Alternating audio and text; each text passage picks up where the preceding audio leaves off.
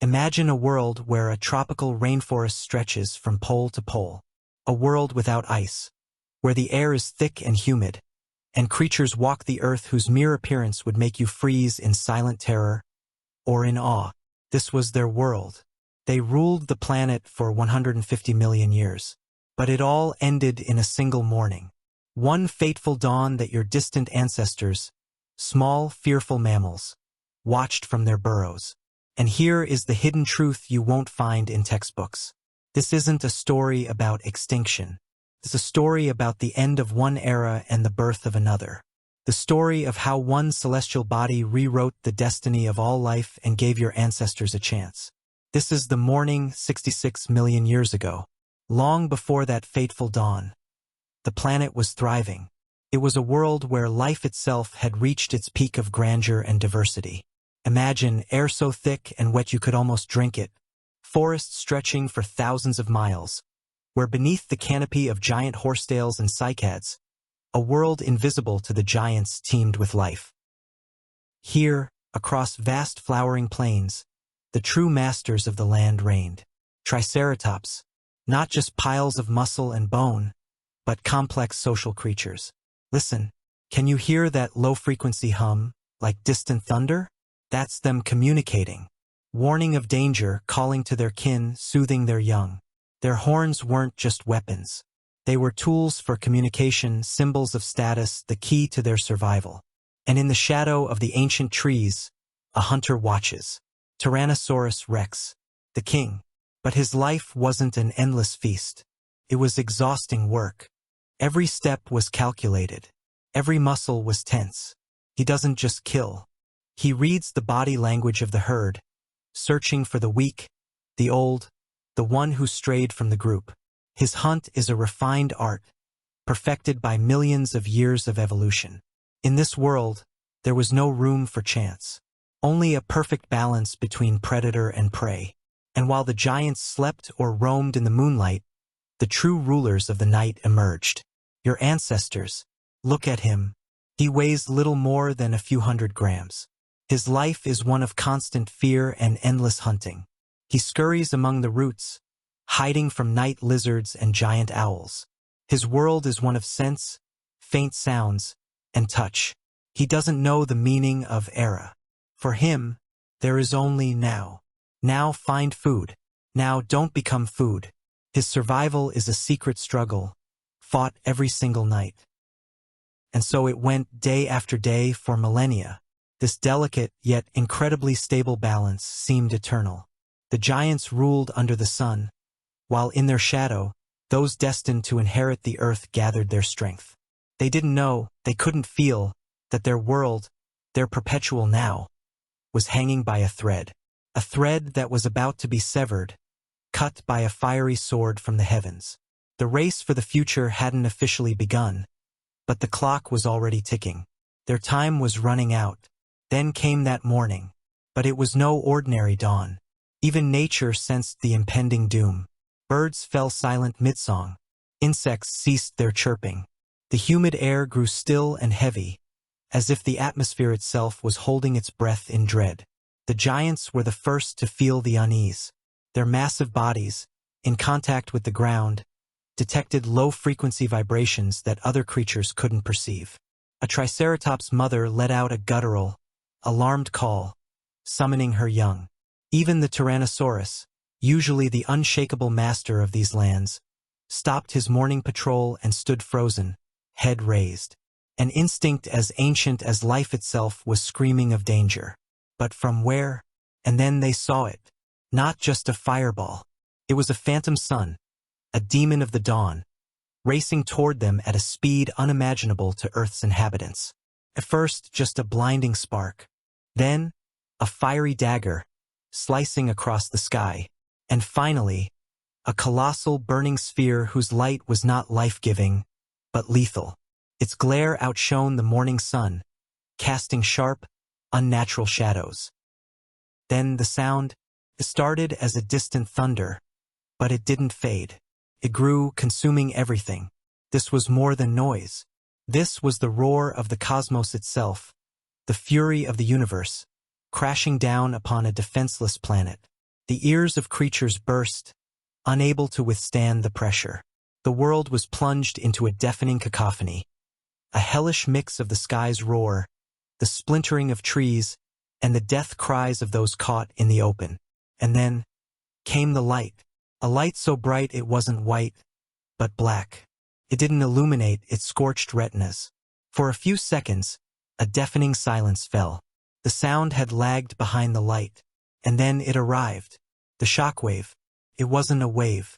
It was a wall of air heated to thousands of degrees, plasma, and pure force. It didn't destroy, it vaporized. Entire ecosystems, species, millions of years of evolution, vanished in an instant, leaving no trace. The cosmos's hunt for life had reached its climax. And this was only the first act, the fastest and the most merciful. The predator from the heavens had struck. But the most terrifying hunt, the hunt for survival in a new, insane world, was just beginning. The first night fell, the one that would last for years. The air, once filled with the scent of flowering cycads and damp earth, was now thick and acrid. To breathe it was to slowly poison yourself. Billions of tons of pulverized rock, thrown up by the impact, hung in the atmosphere, turning day into sinister twilight and night into absolute, impenetrable blackness. And from the sky came rain, but not life-giving water, a corrosive, acidic sludge that ate away at anything living. It poisoned the waterways, scorched the last remaining plants, and burned the skin and lungs of those who had miraculously survived the impact. This was chemical warfare on a planetary scale, and nature had no defense against it. The giants died first. Their powerful bodies, built for a world of plenty, became their death sentence. Tons of muscle required tons of food, and there was none. Their lungs, the size of pillows, couldn't cope with the poisoned atmosphere. They were blinded by ash, deafened by the silence, slowly wasting away from hunger and thirst. The reign of the giants ended not with a roar, but with a quiet, pitiful wheeze. Their slow agony stretched on for weeks.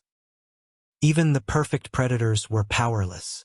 Their tactics, their strength, their sharp teeth, all of it was useless in a world with nothing left to hunt. Hunger forced them to scavenge carcasses, tainted with ash and acid. They died from internal bleeding, blindness, poisoning. Their proud existence, which had lasted for millions of years, ended in humiliating helplessness. But underground, in the kingdom of darkness, a flicker of life remained. Your ancestors, their small bodies became their salvation. They needed thousands of times less food than a dinosaur. Their fur protected them from the cold that was now gripping the planet. Their ability to enter a brief, dormant state helped them endure the most desperate days of hunger. Their lives hung by a thread, but that thread proved stronger than the giant's steel muscles. Then the cold truly set in. The sun's rays could not pierce the veil of dust. The planet began to freeze. For the dinosaurs, whose body heat relied on their surroundings, this was the final lethal blow. But your ancestors, they simply burrowed deeper. Their warm blood became the magical elixir that saved the line of mammals from complete oblivion. The race for the future had been won. Not in a fight, not in a battle. It was won through the ability to endure, the capacity to hide, the art of surviving where others were doomed. The world of the giants had died. But it died so that millions of years later, you could be here to read these words. So you could breathe this air. So you could exist. The price for your future was paid with the death of an entire world. Millennia passed. The ash settled. The sky gradually cleared. But the sun shone in a new way, colder, more distant. The planet was thawing from its shock. The world was empty, emptier than it had ever been. But nature abhors a vacuum. And in that silence, on a stage still cluttered with the props of the previous era, a new performance began. Look closely. These forests are not the same. There are no colossal trees casting deep shadows, no giant ferns, but there are flowering plants. There are berries. There are seeds. And there are them, your ancestors. They are no longer hiding in their burrows out of fear. They are exploring a new world, brimming with possibility. The ecological niches that the dinosaurs had occupied for eons now stood vacant, and the mammals began to fill them, quickly, incredibly quickly. This was called the Paleocene explosion. Freed from the pressure of giant predators, in a world with an abundance of available food, they began to experiment. Evolution, usually a slow and deliberate sculptor, suddenly worked with the speed of a madman. In just a few million years, they went from being nocturnal insect eaters to becoming the masters of the land, the sea, and the air. Every breath you take, every beat of your heart, it's an echo of that morning. The warm-bloodedness that saved your ancestors from extinction in a frozen world, the ability to carry their young inside them, protected from the harsh environment, the complex brains that help them navigate the darkness and build social bonds. All of this is the direct legacy of that catastrophe. And when, tens of millions of years later, one of those furry creatures stood on its hind legs, it carried in its DNA not just the memory of that long night, carried a responsibility for the planet whose previous rulers were wiped out by a blind strike from space. Everything we have built, our cities, our machines, our art, our wars, all of it only became possible because one asteroid gave us a chance. We are the children of disaster. We live in a world that was given to us at the cost of an entire empire's demise. And when we look at the starry sky today, tracking the paths of celestial bodies, we're not just doing science. We are gazing with gratitude and horror into the very same abyss that once gave us life, and that may one day take it away. The echo of that morning resonates within us. It is our deepest, most ancient memory, and our eternal warning. What do you think? Could we humans have ever appeared if the dinosaurs hadn't gone extinct? Or perhaps, in some parallel world, they still rule the planet?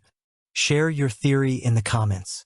If this journey into the past moved you, please give this video a like, subscribe to the channel, and hit the notification bell.